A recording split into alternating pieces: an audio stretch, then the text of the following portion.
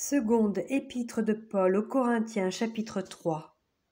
Commençons-nous de nouveau à nous recommander nous-mêmes?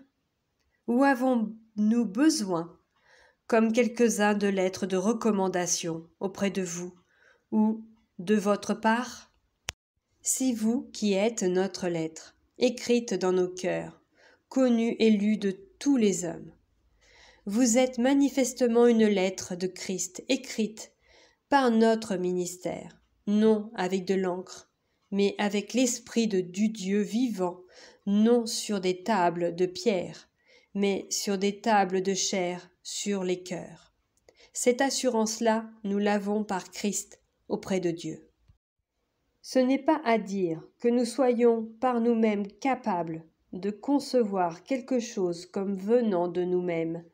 Notre capacité, au contraire, vient de Dieu. Il nous a aussi rendus capables d'être ministres d'une nouvelle alliance, non de la lettre, mais de l'esprit, car la lettre tue, mais l'esprit vivifie. Or, si le ministère de la mort, gravé avec des lettres sur des pierres, a été glorieux au point que les fils d'Israël ne pouvaient fixer les regards sur le visage de Moïse, à cause de la gloire de son visage, bien que cette gloire fût passagère, combien le ministère de l'Esprit ne sera-t-il pas plus glorieux? Si le ministère de la condamnation a été glorieux, le ministère de la justice est beaucoup supérieur en gloire. Et sous ce rapport, ce qui a été glorieux ne l'a point été à cause de cette gloire qui lui est supérieure.